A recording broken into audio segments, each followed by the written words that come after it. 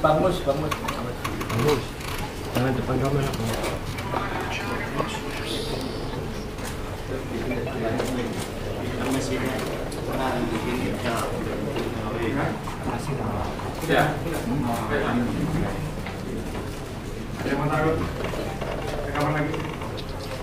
Teman-teman kalau mau naruh rekaman di depan biar dapat suaranya jelas.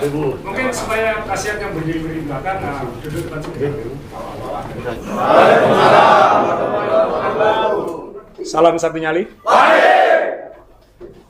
Teman-teman, saya akan berusaha untuk seringkas, sejelas mungkin, semudah mungkin.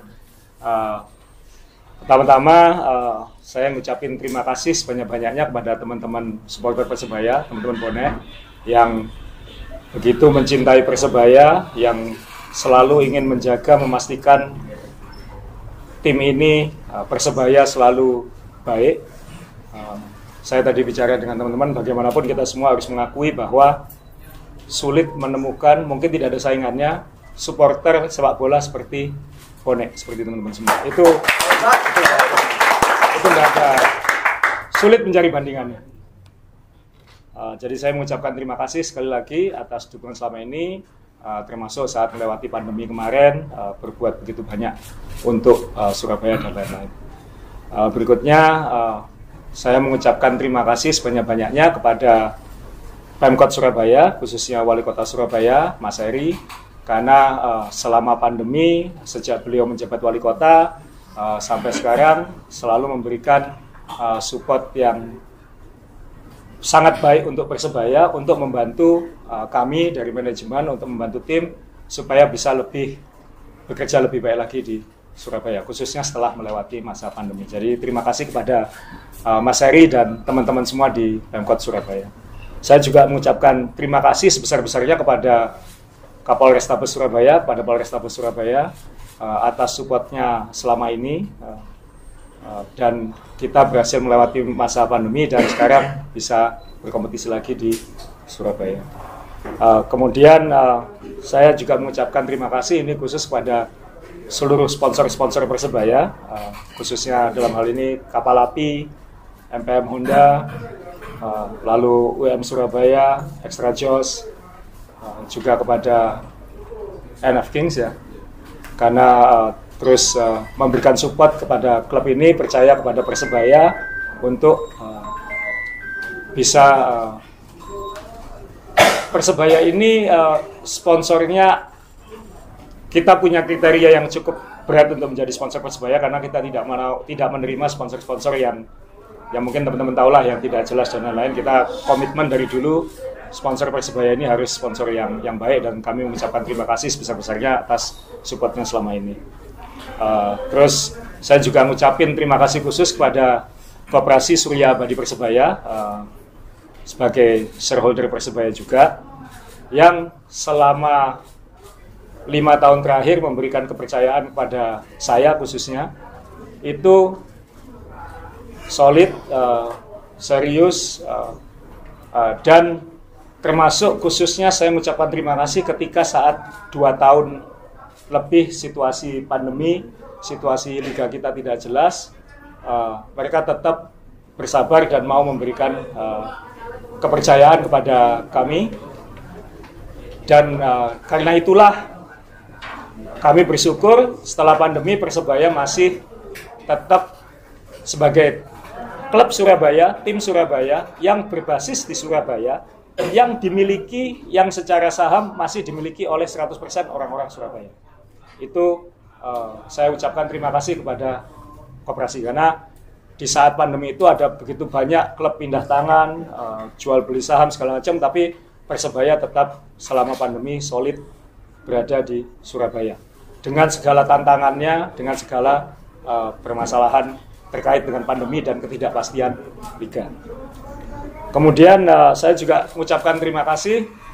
Ini saya akan mengucapkan terima kasih dulu pada para pelatih dan pemain karena saya paham tidak mudah menjalani liga ini di tengah situasi seperti sekarang, di tengah banyak ketidakpastian, ketidakjelasan yang harus kami hadapi dan lain-lain, tapi mereka tetap berusaha memberikan yang terbaik apapun yang terjadi. Kemudian saya ingin ucapin terima kasih khusus ini kepada satu persatu saya akan sebut. Saya ingin ucapin terima kasih kepada yang pertama mungkin saya harus sebut Chandra Wayudi karena dia dulu ikut di awal. Saya bisa minta tolong nggak suara yang di belakang? Yang belakang. Karena ya,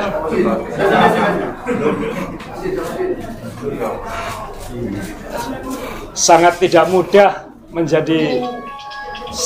mudah untuk berada di manajemen Persebaya. Godaannya banyak, tuntutannya banyak. Mungkin Chandra kalau mau kaya mungkin nggak di Persebaya mungkin. Karena saya tahu dia menolak godaan-godaan dan tawaran-tawaran selama bertahun-tahun itu luar biasa. Itu saya ngucapin, dan Chandra meninggalkan pekerjaannya dulu untuk membantu saya di Persebaya. Jadi saya ngucapin terima kasih banyak Chandra karena pengorbanan dia untuk Persebaya menurut saya luar biasa. Saya ingin mengucapkan terima kasih juga kepada teman-teman yang lain, Cak Ram yang sangat bersabar bertahun-tahun berbagai rezim di Persebaya. Ini kalau ditanya manajemen asli Persebaya berbagai periode ya Pak Cak Ram ini. Alek terima kasih yang terus berjuang di ground level ya untuk membantu bagaimana kita semua menjadi lebih baik. Nanang yang juga meninggalkan pekerjaannya untuk bisa membantu saya di Persebaya. Dan saya ingin mengucapkan terima kasih ini pada Yahya ini karena Yahya ini saya sudah kenal sejak 2004. Yahya ini termasuk yang pertama dulu membantu saya bikin regulasi untuk DBL tahun 2004. Dan dia ikut menjalani susahnya membina junior-junior yang alhamdulillah sampai hari ini tim junior kita tetap perform ya. Kalau teman-teman ngikuti perkembangan U14, U16, U18 masih sangat baik dan itu saya ngucapin terima kasih karena ada yang melanjutkan Yahya ini begitu baik. Dan Yahya ini teman-teman di Persebaya ini mungkin kalau misalnya mereka ini saya tahu lah mereka ini dapat tawaran dari klub-klub lain jauh lebih besar, saya tahu.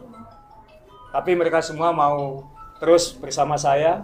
Itu saya mengucapkan terima kasih sebesar-besarnya karena nggak gampang bersama saya. Bersama saya itu nggak gampang. Saya ini kolot, saya ini kaku, saya ini idealis. Jadi ya saya mengucapkan terima kasih kepada teman-teman semua. Ya karena itu dengan situasi yang terjadi belakangan ini, ya apapun semua yang terjadi di Persebaya itu adalah tanggung jawab saya. Saya ini CEO-nya, saya ini presiden klubnya. Kalau ada yang menyebut love Persebaya, hate management, ya itu saya. Itu bukan Chandra, itu bukan Yahya, itu bukan tim pelatih, itu bukan Mas Ram, itu saya. Karena kan apapun yang harus bertanggung jawab nomor satu adalah CEO-nya di semua perusahaan. Dan itu adalah saya harus jadi kalau ditanya evaluasi, yang seharusnya saya evaluasi adalah diri saya sendiri. Dan karena itu saya sudah tadi malam kita langsung meeting ya di stadion, kita langsung meeting malam itu juga ya teman-teman. Saya nggak pulang sampai semua udah pulang, saya masih di stadion. Teman-teman Marshall tadi malam mungkin tahu saya pulang terakhir dari stadion. Kemudian tadi malam juga diskusi dan pagi tadi juga udah meeting panjang dan saya sampaikan ke teman-teman ini semua keputusan saya. Karena saya bersyukur sudah mendapat kepercayaan mengelola klub yang bukan hanya saya cintai sejak kecil, karena saya dulu juga pernah ikut rentetan PPS, tapi yang juga dicintai oleh keluarga saya. saya melanjutkan apa yang dulu pernah diperjuangkan oleh ayah saya, oleh senior-senior yang di Persebaya. Dan saya berterima kasih dapat kesempatan. Saya 5 tahun terakhir sangat menikmati segala grafis sinus kosinus naik turunnya perjalanan ini. Dan saya bersyukur Persebaya sekarang dalam kondisi yang jauh lebih baik daripada 5 tahun yang lalu.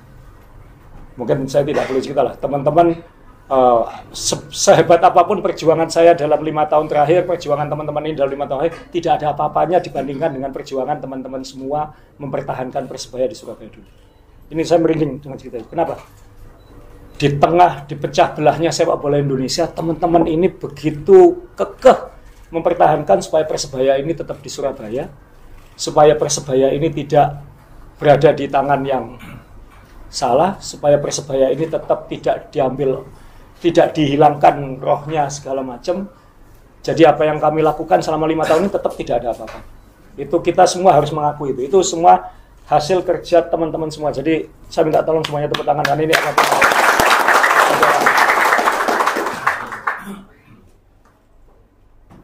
dan mungkin dalam 5 tahun terakhir saya juga merasa cukup bangga bisa mengembalikan Persebaya ke tempat yang semestinya. Mohon izin kenapa yang saya pajang Piala Liga 2, karena ini piala yang membawa Persebaya benar-benar kembali ke sepak bola Indonesia. Dan ini piala yang ya sangat dekat di hati saya, karena saya merasa tugas saya yang utama waktu itu adalah mengembalikan Persebaya ini bersama teman-teman ini semua juga. Dan saya sudah berhasil menempatkan Persebaya, teman-teman ya, bukan hanya saya, manajemen berhasil dalam posisi perusahaan yang sekarang pada level yang baik.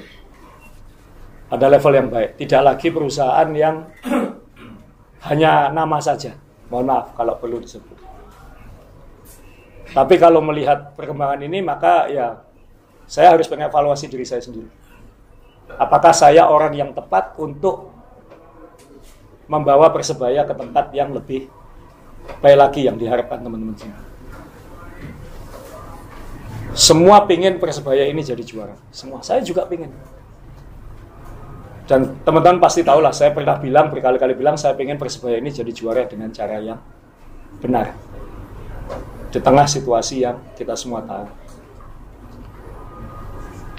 Ya mungkin cara saya ini mungkin ya kurang disukai atau kurang cocok dengan harapan teman-teman semua.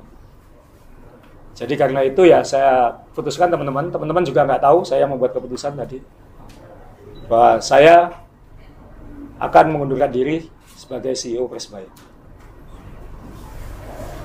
Semua tanggung jawab, semua tanggungan-tanggungan, beban-beban akan kita selesaikan sebaik mungkin. Kita akan menyelesaikan secara legal sebaik mungkin, dengan sebaik mungkin, dengan positif, dengan sebaik-baiknya. Yang kenal saya akan tahu reputasi saya bukan orang yang melarikan diri dari tanggung jawab, enggak. Saya akan menyelesaikan ini dengan baik. Kita akan menuntaskan musim ini dengan sebaik mungkin harapan kita. Kita sudah punya plan A, plan B. Sebenarnya kita setelah pertandingan Makassar itu kita sudah meeting dengan semua tim pelatih, dengan manajemen, bahwa kita ada plan A, plan B, plan C, dan lain-lain, dan kita sebenarnya sudah mulai, tapi kan situasi sudah berbeda, dan saya putuskan ya udahlah, mungkin memang bukan, ini salah saya. Ini salah saya sebagai CEO Persebaya, yang mungkin cara saya mungkin belum mendapat kecocokan di hati teman-teman bonek semua. Dan saya tidak ingin mengorbankan teman-teman manajemen ini untuk ikut sengsara bersama saya. Saya kasihan dengan keluarganya. Kalau keluarga saya dari ayah saya sudah terbiasa hidup penuh tantangan, terbiasa. Tapi saya tidak ingin teman-teman ini lebih sengsara lagi dari saya. Jadi saya mundur dari CEO Persebaya, dan kita akan menuntaskan, ya Chandra ya, kita akan menuntaskan segera. Jangan khawatir para pemain, jangan khawatir para pelatih, kita akan tuntaskan semuanya tanpa keluhan-keluhan atau apa-apa. Kita akan terus mensupport tim ini sebaik mungkin, meraih hasil sebaik mungkin sampai akhir musim.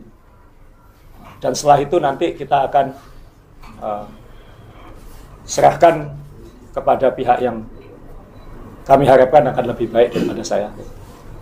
Nah, dan kita sudah sepakat kita akan, dari dulu kan kita selalu komit sampai akhir musim. Kita tahun 2019 itu kita dari peringkat 12, hanya dalam 9 pertandingan kita bisa kembali ke peringkat, malah ke peringkat 2 waktu itu. Jadi musim ini masih panjang, Persebaya masih sangat bisa. Kita punya pemain-pemain muda yang seharusnya kita beri support, kita beri dukungan sepenuh hati, karena mereka ini bukan hanya calon bintang, ini calon bintang masa depan jangka panjang.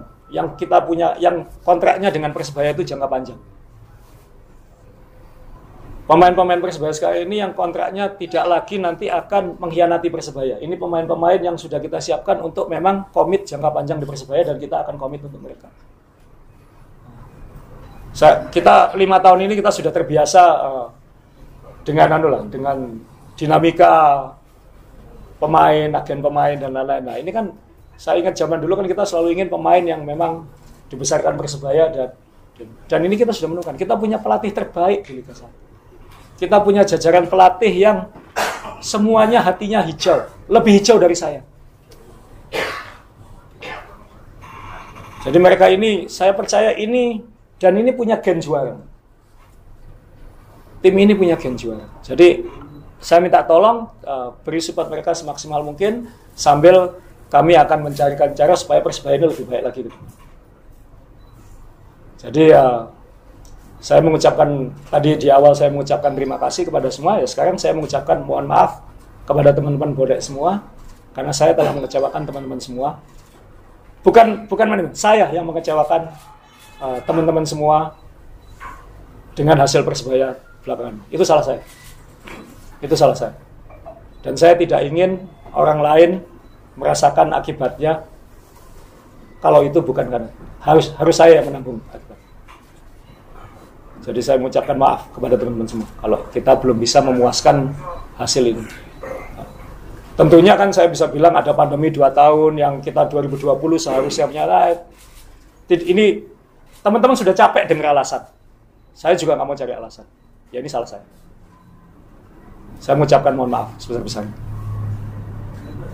Saya mohon maaf kepada teman-teman bonek, saya mohon maaf kepada Kota Surabaya, saya mohon maaf kepada Wali Kota Surabaya, saya mohon maaf kepada Kapolrestabes Surabaya, saya mohon maaf kepada seluruh sponsor, saya mohon maaf kepada Koperasi Surya Abadi Persebaya, saya mohon maaf kepada Chandra, saya mohon maaf kepada Nanang, saya mohon maaf kepada Alex, saya mohon maaf kepada Cak Ram, saya mohon maaf kepada Yahya, saya mohon maaf kepada Coach Aji, saya mohon maaf kepada Coach Uston, Mustaqim, Bejo, pelatih-pelatih yang lain. Saya mohon maaf kepada seluruh pemain kalau saya belum bisa membantu mereka berbuat lebih baik. Ini salah saya. Jadi saya mohon teman-teman tidak perlu menterbang ini. Saya tidak mencari simpati dan dukungan apa-apa. Tidak perlu ada perdebatan di antara teman-teman supporter semua. Oh, Azrul begini, Azrul enggak, itu enggak. Kita semua sekarang mikir Persebaya. Bagaimana Persebaya lebih baik. Enggak usah pikirin saya. Saya tetap akan bikin saya sampai musim ini tuntas dan kita akan selesaikan ini. Saya akan menyelesaikan tanggungan-tanggungan saya dengan sebaik mungkin. Jadi setelah pertemuan ini nanti Senin ya kita akan melakukan pertemuan. Saya akan mengajukan surat pengunduran diri saya sebagai CEO. Kemudian setelah itu konsekuensi legal dan lain-lainnya kita akan tuntaskan semua hari Senin.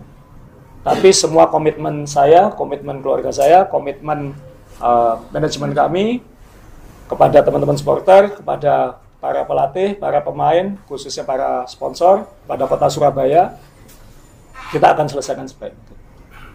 Jadi ya, itu dari saya.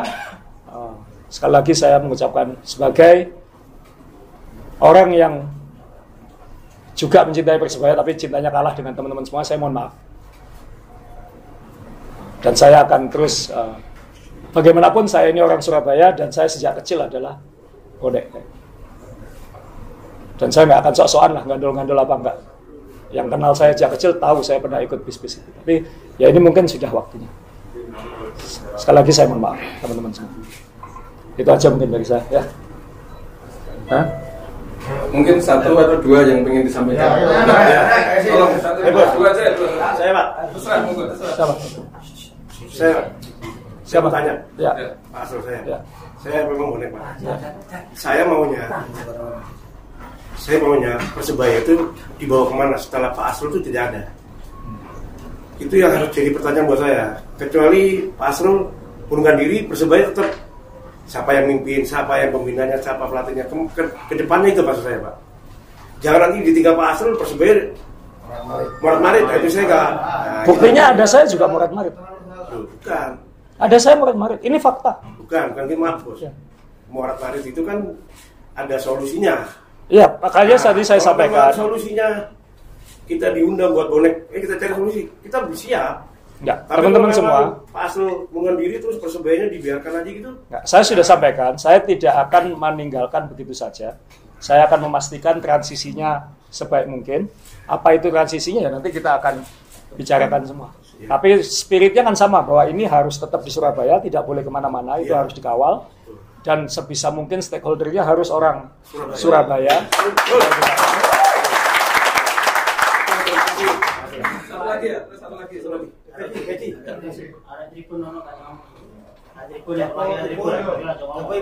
Saya mohon maaf, saya mungkin minta tolong satu saja. Saya 5 tahun saya di Persebaya, saya melihat teman-teman bonek ini luar biasa sudah perkembangannya dalam 5 tahun ini. Kalau kita ingat waktu di Liga 2, apalagi dulu-dulu, ini sudah jauh beda. Saya minta tolong teman-teman jangan kapok untuk terus menyiarkan kebaikan itu. Bonek itu harus punya, ya bukan sekedar cinta dan dukungan penuh untuk Persebaya, tapi juga harus punya dampak positif untuk kota Surabaya, dampak positif untuk kebaikan kota Surabaya. Saya sadar belum semua seperti itu, banyak yang masih ngaku-ngaku bonek, lalu melakukan hal-hal yang mungkin bukan semestinya. Jadi ya saya minta tolong teman-teman semua ini jangan lelah memperjuangkan itu. Saya bisa memahami kok orang marah, emosi segala macam. Tapi saya juga tahu ini sebenarnya bukan bonek, ini bonek. Kita semua tahu lah ini. Saya tidak ingin jadi orang munafik gitu aja. Saya berharap teman-teman juga tidak jadi bonek-bonek yang munafik lah, kayak gitu, ya kan? Kita semua seperti itu kan ya. Jadi ya saya minta tolong teman-teman semua, kalau bisa teman-teman bonek bekerja keras juga lah untuk memastikan siapa-siapa yang merugikan kota Surabaya ini. Saya nggak bilang merugikan Persebaya ya. Persebaya dari dulu rugi terus. Saya tidak ingin teman-teman yang merugikan kota orang lain, segala macam itu ya teman-teman bonek saya minta tolong untuk menyelesaikannya sendiri lah gitu. Karena masa depan Persebaya kan bukan tergantung manajemennya. Masa depan Persebaya tergantung supporternya. Itu yang harus kita tekankan bersama. Maju atau tidaknya, sustainable atau tidaknya, tim ini bisa bertahan jangka panjang atau tidak, itu bergantung pada supporternya. Bukan pada pemilik, bukan pada manajemen. Di seluruh dunia seperti itu. Yang saya khawatirkan adalah, ini tadi saya bicara dengan teman-teman, ini mungkin untuk teman-teman media nanti bisa jadi bahan renungan atau analisis atau apa. Dengan situasi kondisi liga kita, dengan situasi kondisi masyarakat kita, dengan kondisi situasi perkembangan sepak bola kita, jangan-jangan semakin sulit bagi klub-klub yang punya sejarah panjang, yang punya basis supporter besar, untuk berkembang karena terbebani oleh supporternya dan masa lalunya. Sehingga kelak klub-klub yang justru eksis di Indonesia ini adalah justru klub-klub yang tidak punya basis, yang tidak punya kota, yang kemudian kelak karena dia tidak punya tanggungan dan lain-lain, dia bisa memulai dan menjalaninya dengan lebih tenang dan lebih maju. Saya berharap Persebaya ke depannya, teman-teman ini tidak pernah capek mendukung Persebaya, tapi nanti arahnya terus bagaimana menjadi positif ini untuk Persebaya ini makin positif ke depan, itu aja. Teman-teman ini sudah luar biasa kok. Silakan di luar sana teriak-teriak bonek seperti ini, tapi mereka kan nggak tahu apa yang terjadi perkembangan 5 tahun terakhir. Ini sudah jauh lebih berkembang. Kita harus mensyukuri. Ya, gitu. Ada satu lagi ya, Pak. Ya. Terima kasih. Assalamualaikum warahmatullahi wabarakatuh.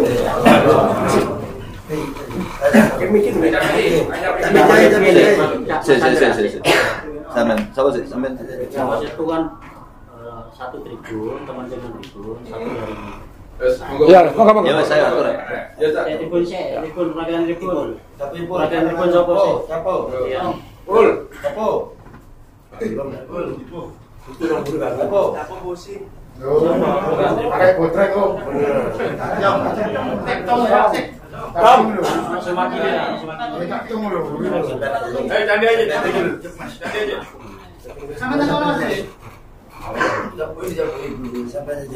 Tulisan apa susah kayak dokter kok. Aku mau cuma daftar list terima kasih loh, kalau daftar pertanyaan. Aja Meji. Kita mulai ya. Ya. Terima kasih waktunya. Ya. Salam satu nyali. Termonas. Ya. Aku makin sopo ya, nggak pilih ngono ya. Tapi kira-kira begini Mas lah. Yang pertama itu ini kan keputusan sampean yang ya mungkin apa ya, membuat situasi berubah lah. Kaget kan. Enggak, tak mau disik aku. Saya akan menyampaikan itu semuanya. Artinya keputusan mundur dari CEO itu kan memang kalau menurut saya atau menurut kami itu kan memang keputusan yang memang tidak bisa kami gugat. Artinya begini, bahwa ketika menjadi CEO dalam sebuah perusahaan, kami paham bahwa itu memang keputusan otoritas dari CEO itu sendiri. Mau mundur tidak mundur, kami juga tidak punya kapasitas untuk menggandoli dan sebagainya. Kalau memang itu sudah final dan bulat seperti itu. Begitu juga ketika kami susah juga untuk memberikan keputusan-keputusan, usulan-usulan strategis dalam sebuah perusahaan, kan sama saja Mas. Ya. Kami sebagai supporter atau konsumen itu kan susah juga untuk memasuki wilayah PT seperti itu. Itu juga harus dipahami. Itu yang pertama. Terus yang kedua soal kalau kemarin misalkan ada peristiwa gitu, kerusuhan di Gelora seperti itu.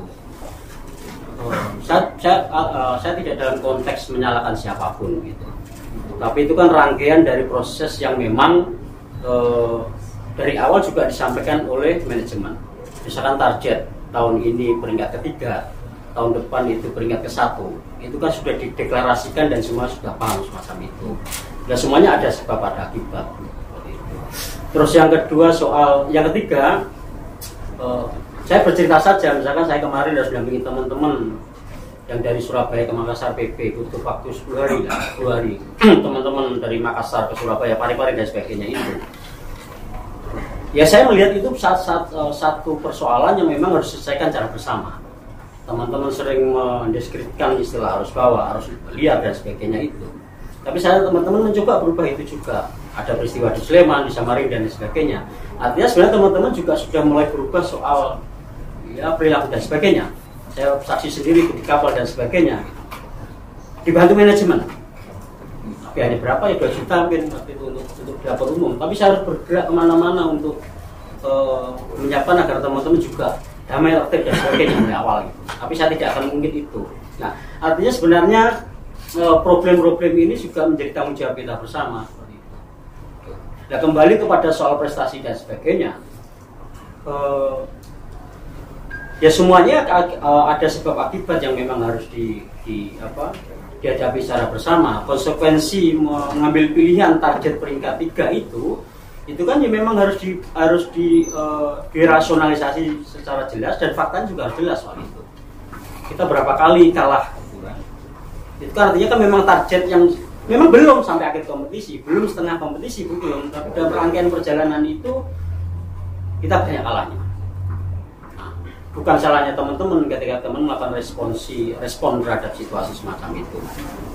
Kalau dikatakan perbuatan kemarin kerusuhan itu salah, ya salah. Melanggar aturan, dia melanggar aturan. Kalau memungkinkan mau diganti, saya pikir teman-teman juga mau mengganti semua kerusuhan itu. Siap. Tapi tidak dalam konteks itu saya membicarakan itu. Nah, yang terakhir yang perlu kami garis bawahi itu, bahwa Persebaya memang menjadi milik bersama.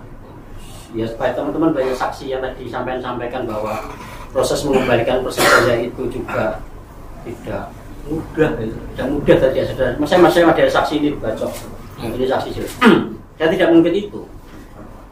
Tapi bahwa perjuangan teman-teman semuanya itu di level yang tertinggi, apalagi saya katakan tidak ada satupun supporter di Indonesia yang punya kapasitas seperti bonek, harusnya itu dijawab dengan prestasi lah. Ya tidak mulu-mulu bukan prestasi. Tahun ini teman-teman tidak mentargetkan Karena feelingnya teman-teman, keinginan teman-teman ketika kemarin itu peringkat kedua harusnya lebih bagus ya. Setelah peringkat 2 harusnya ke peringkat 1 atau juara. Tapi diturunkan 1 level menjadi peringkat ketiga, level Asia semacam itu. Yang 5, peringkat 5 ya. Iya, tahun lalu peringkat 5, sorry. Enggak, yang sebelumnya peringkat 2 terus diturunkan aja peringkat 5 kan. 5 ya. Itu. Nah, Raja yang kemarin peringkat 3 itu ya memang itu sudah dideklarasikan dan harapannya itu juga dipenuhi.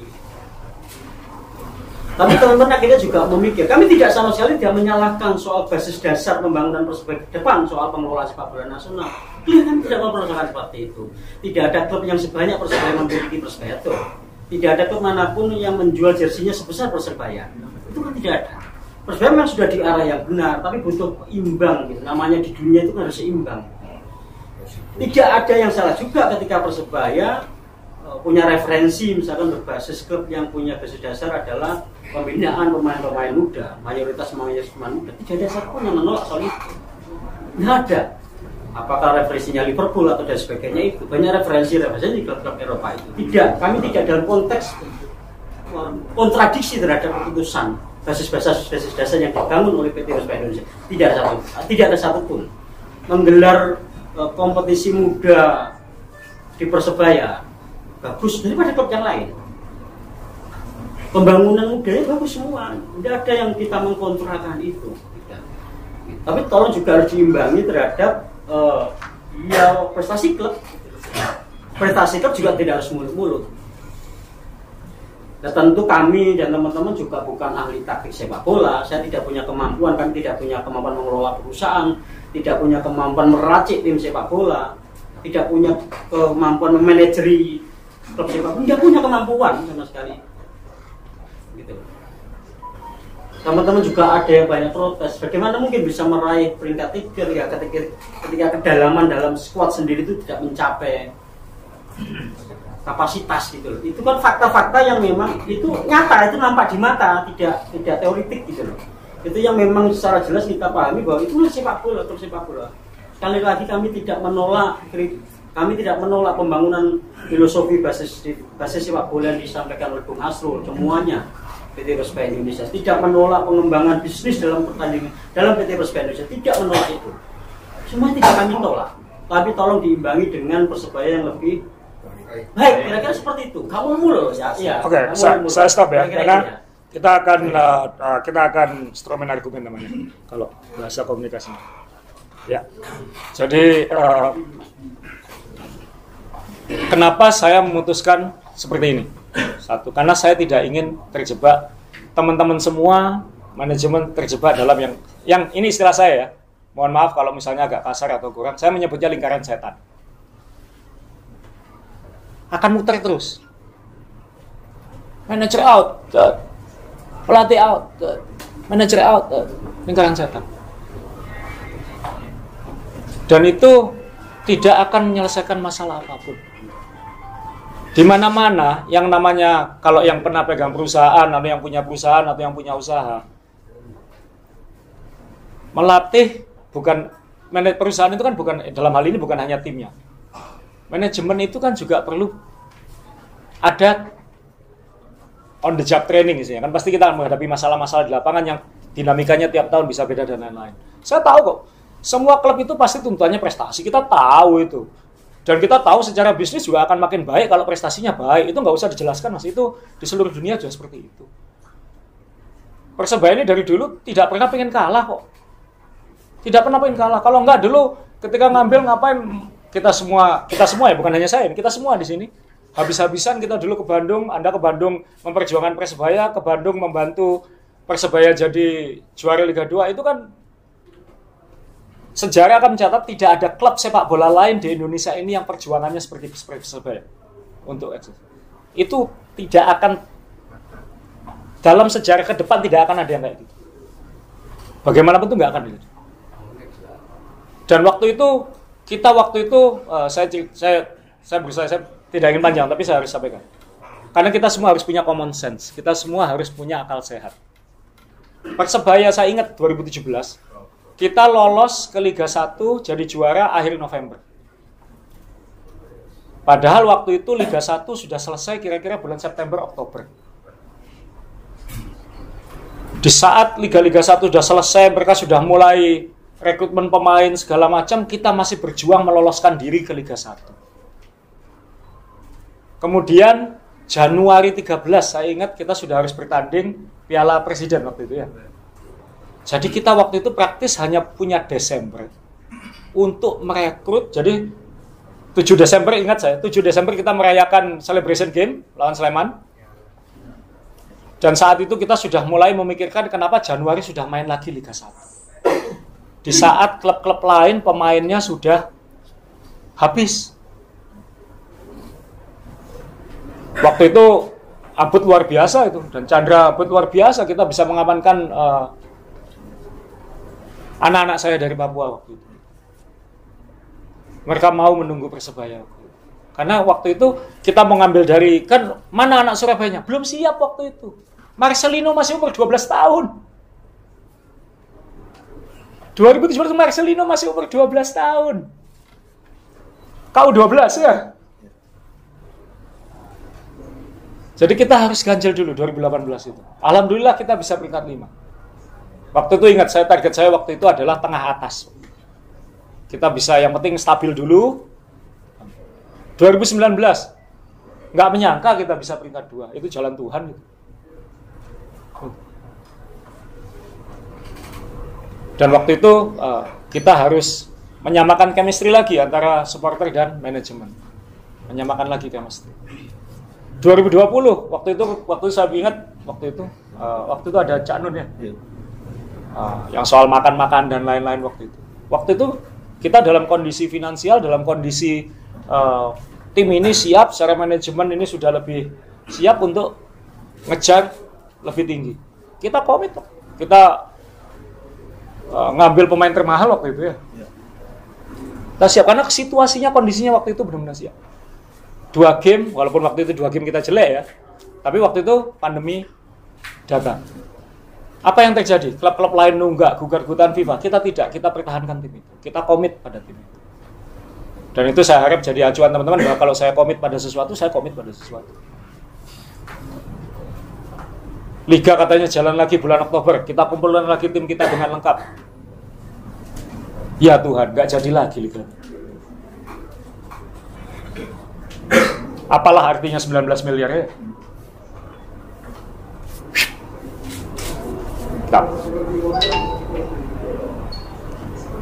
Lalu pandemi, tidak pastian. Sponsor juga tidak pasti, liga tidak pasti, situasi pandemi tidak pasti. Dan saya, teman-teman, saya minta tolong semuanya harus mengapresiasi waktu itu. Banyak teman-teman di manajemen ini tidak digaji, rela tidak digaji untuk itu. Yang penting tim ini stabil, Persebaya ini stabil, semaksimal mungkin untuk tim, supaya kita tidak ngutang ke orang luar, supaya kita tidak dimanfaatkan oleh banyak pihak-pihak luar yang ingin memanfaatkan situasi. Orang susah kan banyak mangsanya kan, iya kan, banyak predatornya kan. Tapi Persebaya waktu itu, dan koperasi ini, saya tepuk tangan koperasi waktu itu tidak tergoda untuk mereka dengan mudah waktu itu bilang Asrul udah nggak sanggup, Asrul sudah nggak mau. Waktu itu sangat bisa, tapi enggak, kita percaya Mas, kita ini jalannya benar. Itu yang kita jalankan. Prestasi itu faktor X teman-teman semua. Seberapapun kita berusaha, kalau memang belum waktunya, kita bersyukur 2017 pernah merasakan. Kita merasakan U20 tahun 2019, Piala Suratin 18. Piala Gubernur 2020 itu kan itu statement kita paling gede tahun 2020. Kita tahun ini ngejar juara karena momennya tiba. Tahun ini kita punya banyak pemain-pemain binaan sendiri. Saya agak sebenarnya bukan tersinggung karena sudah nggak boleh tersinggung di sepak bola itu. Ini kok pemain-pemain yang tidak ada dalam sejarah sepak bola Indonesia yang investasi ke juniornya sebesar Persebaya. Silakan cek. Marcelino dari umur 12 tahun sampai 17 tahun itu investasinya besar. Dan kita berharap semangat itu arek-arek ini. Mereka tuh cita-citanya sejak kecil main di Persebaya. Bahwa nanti ada yang cita-cita itu tidak tercapai karena memang nggak mampu, ya itu jalan hidup, jalan nasib. Tapi kelak ini sudah dijalani. Dan ini tinggal kalau saya nanti bisa mengawal ini memastikan baik sampai akhir musim, insya Allah nanti berikutnya akan, karena tidak lagi dimulai dari minus. Saya tidak ingin koperasi, saya tidak ingin teman-teman semua melihat Persebaya seperti dulu lagi. Enggak, saya akan maksimalkan itu. Akan maksimalkan. Teman-teman ini sudah siap semua. Saya kan shock semua ini, muka-mukanya muka shock semua dengan keputusan saya. Tapi kita komit kok, kita komit musim ini akan kita selesaikan sampai ini. Saya masih percaya ini. Kalau saya menyebutin alasan, kita mau ngomong alasan, ya terserah teman-teman kan nggak mau alasan kan, maunya hasil tuh ya. Hasil kan nggak ada yang instan. Ada klub yang jor-joran setengah mati bertahun-tahun juga nggak juara-juara. Sekarang kan ada yang di atas. Wah, hanya yang jor-joran nggak. Jadi kemana nih bos? Dibawa kemana? Persebaya terserah teman-teman supporter. Karena teman-teman supporter lah yang menjadikan Persebaya, teman-teman lah yang mengantarkan Persebaya sampai sekarang.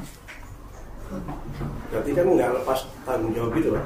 Enggak, saya sudah sampaikan. Saya akan tugaskan sampai musim ini selesai, semua tanggung jawab saya akan saya selesaikan. Jadi sesuai target 3 besar itu? Insya Allah. Dan tidak ada kalau nggak tapi kan saya sudah mundur. Bagaimana dengan Persebaya selamanya, Pak? Persebaya itu akan selamanya ada saya ataupun tidak. Kalau Anda mempertanyakan Persebaya selamanya, berarti Anda follower Azrul bukan Persebaya. Tidak, Pak. Ya. Saya tahu banget dengan Bapak ya, Pak. Ya. Mohon maaf, saya minta waktu sebentar. Ya. Ya, terakhir. Ya. Sebenarnya kami tuntut itu atau sebagian teman-teman tuntut adalah prestasi. Ya, sama. Manajemen juga sama. Kita tidak mengarah ke sana, Pak. Kalau dengan adanya CEO mengundurkan diri, dengan kejadian yang baru sore kemarin, itu terlalu dini, Pak, bagi kita, Pak. Kan bukan hanya sore kemarin, Mas. Jadi kalau memang Pak Azrul ini punya keputusan untuk mundur, kita juga sebagian bonek juga punya tuntutan menolak untuk Azrul untuk mundur.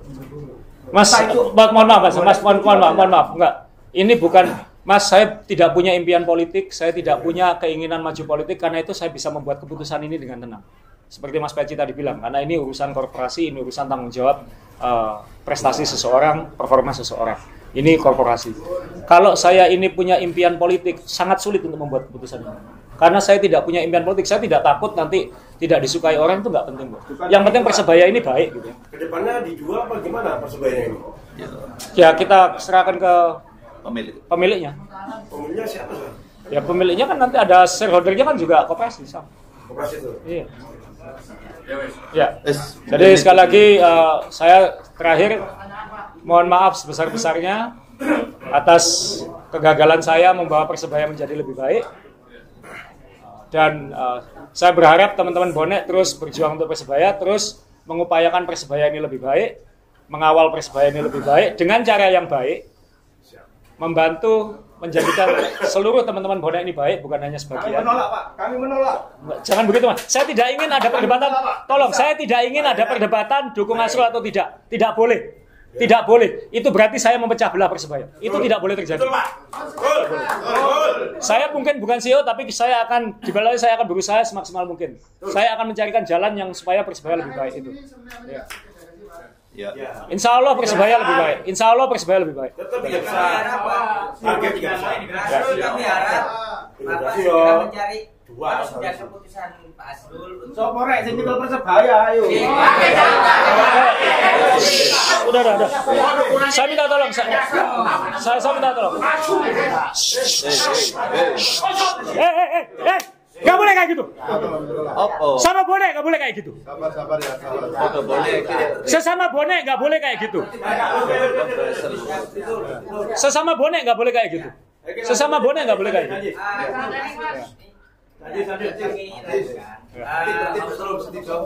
Saat ini kan sudah keputusan final Pak Azrul.